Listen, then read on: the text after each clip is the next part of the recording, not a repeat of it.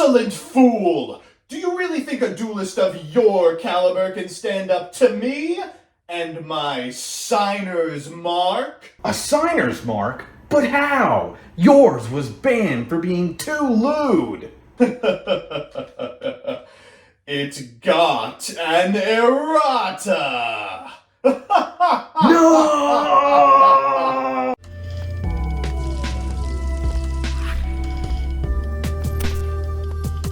Good afternoon, Jank enthusiasts. I'm MBT, and this is 10-minute testing.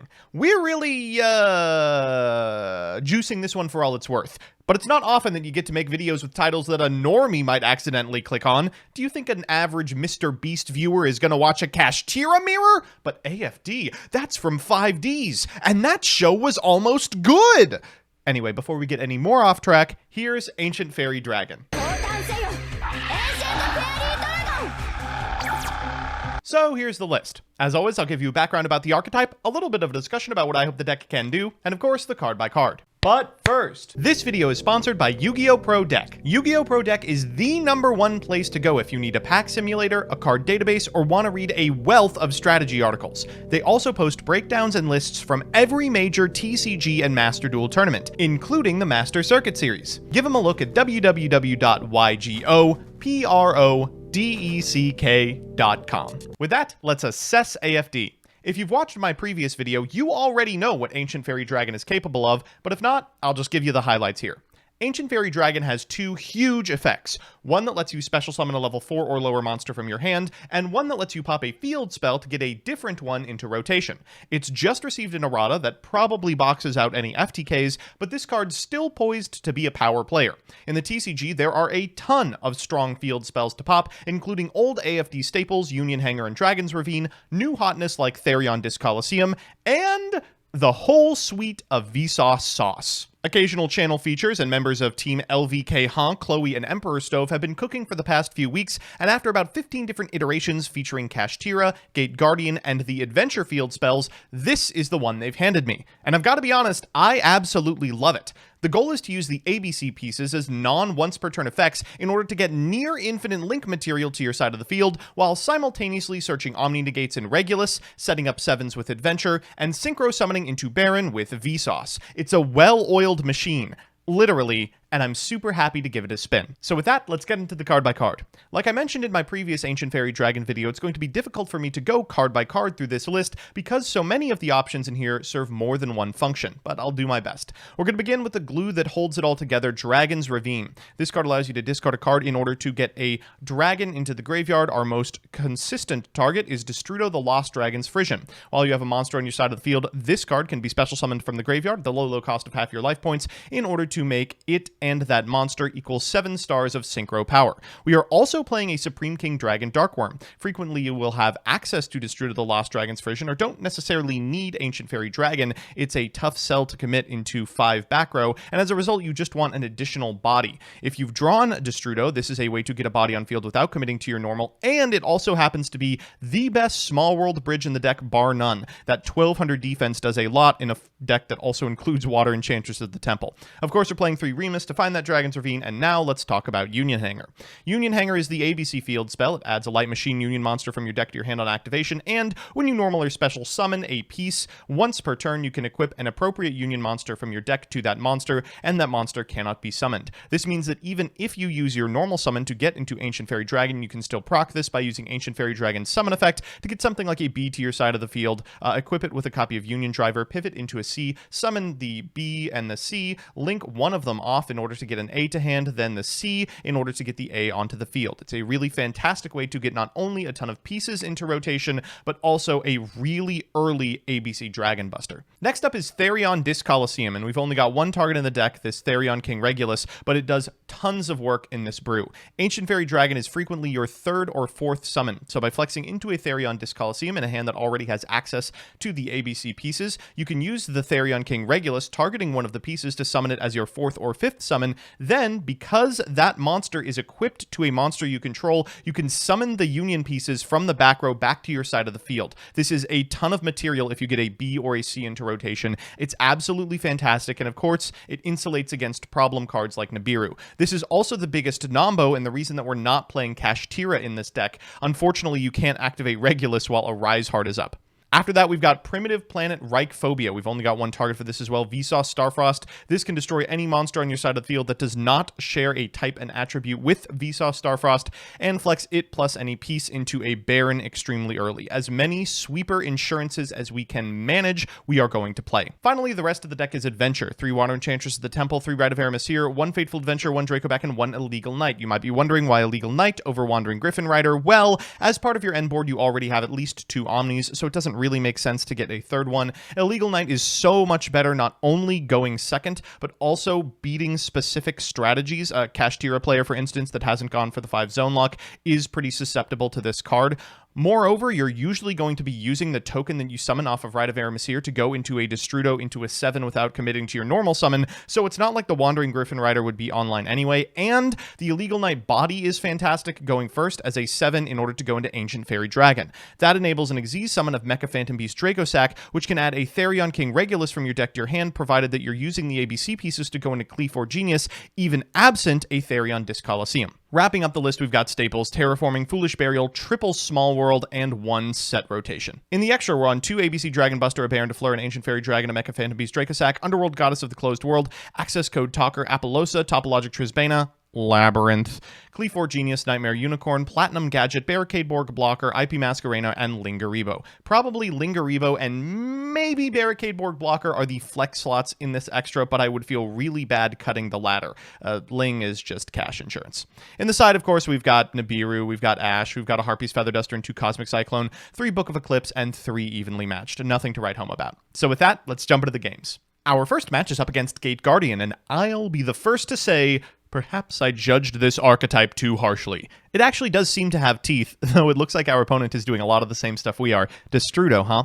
We're going first, and this hand's fantastic. Of course, we did not pull access to Reichphobia, but we did pull a Vsauce Starfrost, which is good enough. We'll Terraforming for a copy of Dragon's Ravine. We're going to begin with a Therion Disc Colosseum, then followed up with a Dragon's Ravine, pitching this B, and then using the effect of the Regulus, targeting the B in order to put it in our back row. Next, we can activate the B's effect in the back row to summon it to our side of the field, and Destrudo's effect targeting the B to summon it as a level 3 tuner. Next, we'll make AFD, triggering the effect of the B, and then at point of resolution, we can activate the effect of AFD, popping this Dragon's Ravine and getting us a Union Hanger. From here, we can activate Union Hanger, and then afterwards, we can activate the effect of the AFD in order to summon from our hand this copy of B. That'll trigger the Union Hanger, we'll equip a Union Driver, then we'll activate Driver's effect in order to go ahead and get a copy of C. C effect, we'll summon it to our side of the field, then afterwards, we'll go into a Barricade Borg Blocker. This one looks a little weird, but we need cards in Graveyard, and we need a differently typed monster so we can activate the effect of Vsauce. We'll pop this copy of Barricade Borg Blocker, summon the Vsauce, and go into a Baron before activating Crush Wyvern and summoning Buster's Drake. We're going to go into a copy of IP Masquerena, get a copy of A, and I believe that's our last target in the deck. We're going to normal the A and equip it to our ABC Dragon Buster because we hadn't normaled.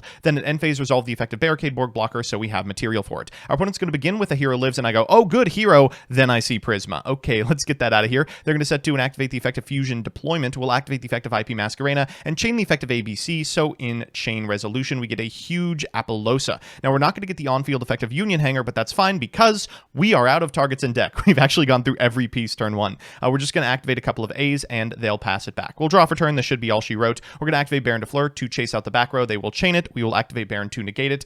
And then at point of resolution, we will go ahead and summon an ABC, activate its effect in order to banish the Sangha. They're going to activate the Graveyard effect of Prey. That's fine. And we'll proceed to combat doing well over lethal.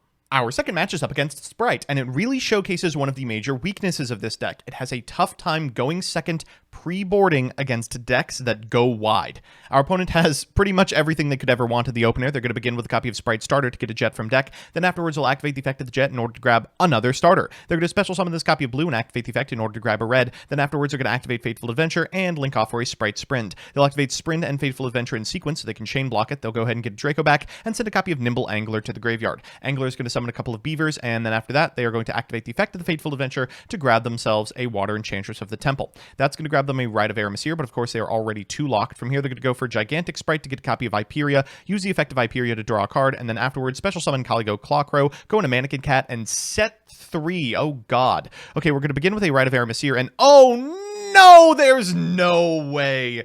Yeah, decks that are playing Adventure can't really beat that. We're going to go for Dragon's Ravine here. We'll activate the effect, and we will pitch a copy of A in order to send a Destrudo. We're going to normal summon this copy of C. We'll activate the Destrudo in Graveyard, then at point of resolution, they will activate Sprint in order to bounce the Destrudo, and the effect of Mannequin Cat in order to get a blue from deck. No reason to sit in this one any longer. So it's time for game 3, and you know what that means, a best of 3 versus meta. Our opponent's on Kashtira, and we have lost the die roll. Now that's not exactly a death sentence. Only about 30% of the hands in Kashtira do produce the 5 zone lock, and this isn't one of them. And moreover, we've got access to the adventure line. Sure, it didn't come up in the Sprite game because our opponent was able to use Crossout Designator, but it does a ton of work going second. Our opponent's going to begin with a copy of What Else Unicorn. They'll activate the effect of the Unicorn in order to grab a copy of Apotheosis, then they'll activate the effect in order to summon from deck a Fenrir. Afterwards, going to activate the effect of the Fenrir for a Scareclaw, and then they will overlay for Shangri-Ira number 1. Now they can probably make Diabolus, Shangri-Ira, a Rise Heart with this hand, or double Shangri-Ira if they're a little greedy.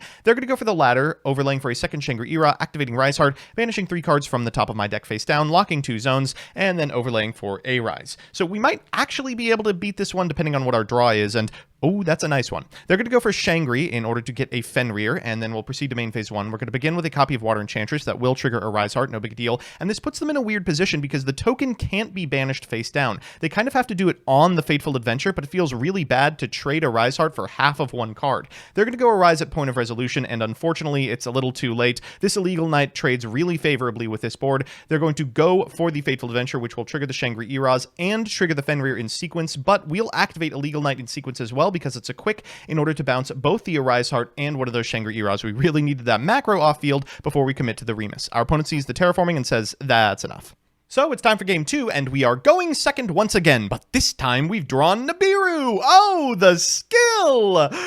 Unfortunately, what you're about to see is the common turn 1 setup play from Kashtira post board, a 3-mat, a Rise Heart, and pass. They're going to begin with a copy of Terraforming to get a Wraith Soth to hand. They'll activate Wraith Soth and grab themselves and a Rise Heart. They'll go Unicorn, Unicorn into Apotheosis, Apotheosis into Fenrir, Fenrir into another copy of Unicorn, and it's at this point I realize they have everything. After that, they're going to special summon this copy of Rise Heart. They'll activate its on-field effect, banishing a card to banish the top 3 of my deck face down, including an Illegal Knight. No! And they'll go into a Rise Heart. We'll draw for turn, and no lands, no lands, no lands, no lands. Whoo! No lands. Oh, thank goodness. Okay, that sucker's going face down, and we'll begin with a Dragon's Ravine. We're testing for an Ash here. We're going to send this copy of Water Enchantress to the graveyard. No Ash, I feel. We'll go for Water Enchantress. Thankfully, it does resolve. We'll go for Rite of Aramis here, getting a token to her side of the field, and a Fateful Adventure as well. We'll go for Fateful Adventure in order to grab another Water Enchantress. It's at this point I realize I should have checked my face down cards. We'll go ahead and grab this copy of Draco back. No big deal. I just want that back row bounced. As long as it's not an imperm, we should be fine. Afterwards, we're going to go for a Destrudo here, targeting our copy of Water Enchantress on field, and then we'll make an Ancient Fairy Dragon. We'll activate AFD, popping both fields, gaining 1,000, and grabbing a copy of Union Hanger. Then we'll activate Union Hanger to grab a copy of B. We'll normal the B, activate the effect of the Union Hanger in order to equip, unfortunately, a C because the Union Driver is in our grip.